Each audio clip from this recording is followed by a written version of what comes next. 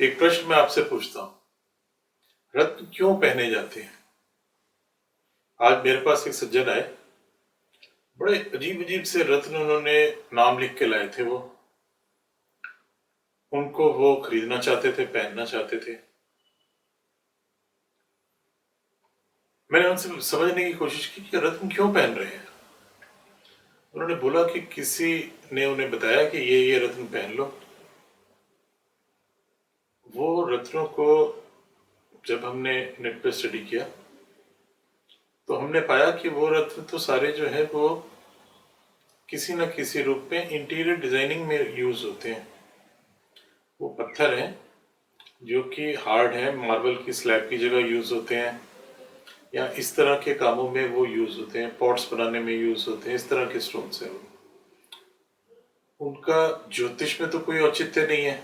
फिर आप क्यों पहन रहे हैं? क्योंकि उनको किसी ने बताया। आपको जब भी कोई बताए कि भाई ये रत्न पहनो, आप उस पर एक अच्छा रकम लगाने वाले हैं, तो इस चीज को समझो कि वो किस बेसिस पे बता रहा है आपको। कोई तो बेसिस होना चाहिए।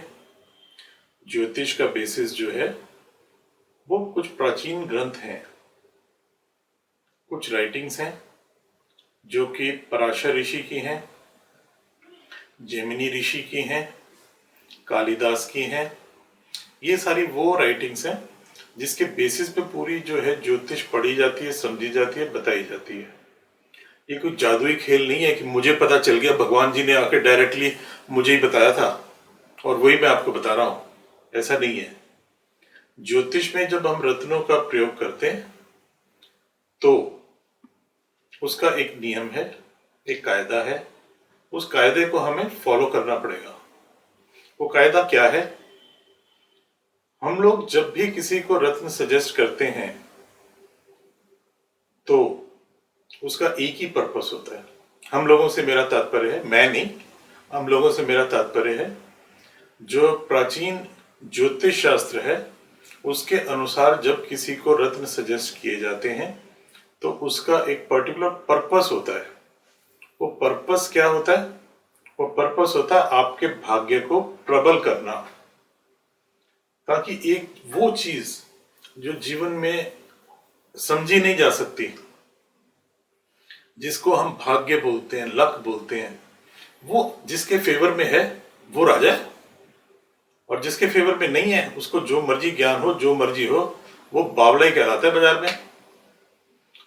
तो उस अनजान चीज को, उस एक अलग सी चीज को जो है समझना और उसको स्ट्रेंथन करना, यही ज्योतिषी का कार्य है। ऐसे नहीं कि वो आप गए, उसने कुछ भी आपको बता दिया, जी ये आपकी जो है दशा चल रही है, ये पहन लो, ये पहन लो, ये पहन लो, चलो जी। आपने उन जेम्स के नाम भी नहीं सुने, आपको मजबूरी में उसी से लेने पड़ेंगे, चाहे वो 1 रुपए की चीज आपको 100 रुपए की बेच दे, क्योंकि वो तो बाजार में अवेलेबल ही नहीं है। तो आपको जो जेमस्टोन लेना है वो लेना है ऐसा जेमस्टोन जो कि आपके भाग्य को प्रबल करे। ज्योतिष में कहा जाता है भाग्यम फलति सर्वत्रम, न विद्या न बलम च। जो हमेशा फलता है वो भाग्य है, विद्या और बल नहीं फलते। जो थोड़े से भी बड़ी उम्र के लोग हैं वो जब अपने आसपास का दुनिया को देखते हैं तो इस बात को बखूबी समझते हैं। वो तो उस अनजान चीज को हम कैसे स्ट्रेंथन करते हैं ज्योतिष में, उसका बिल्कुल सिंपल प्रिंसिपल है, उसको आप फॉलो करिए। और अगर कोई व्यक्ति आपको कोई ऐसा जेमस्टोन बता रहा है जो कि आपको खुद ही नहीं समझ आ रहा वो क्यों बता रहा है, तो उससे भी पूछे भाई किस बेसिस पे, क्या ऐसा पराशर ऋषि होरा शास्त्र में इस रत्न का वर्णन है? नहीं है। तो भाई तुझे कैसे पता चल गया? आकाशवाणी हुई थी? नहीं हुई थी। फिर कैसे पता? नहीं पता उसे।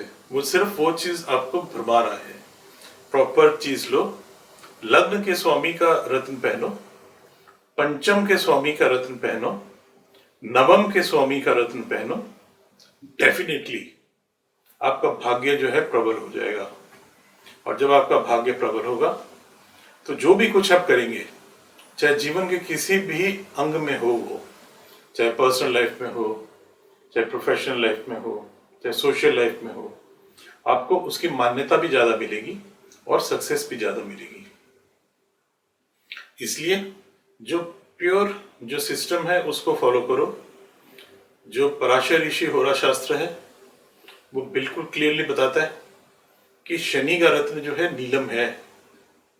शनि की जो सामग्री है उसमें नीलम आता है मुख्य रत्न। जो बुद्ध की सामग्री है उसमें पन्ना है मुख्य रत्न। जो सूर्य की सामग्री है उसमें माणिक्य है। जो बृहस्पति की सामग्री है उसमें पुखराज है। जो राहु है उसके लिए गोमेद है। जो केतु है उसके लिए कैटसाई या जिसे हम लसुनिया बोलते हैं वो है। बाकी सब मिथ्या भ्रम है, उस सब में मत फंसिए।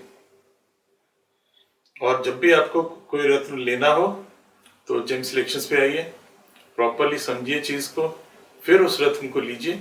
यकीनन आपके भाग्य को वो प्रबल करेगा।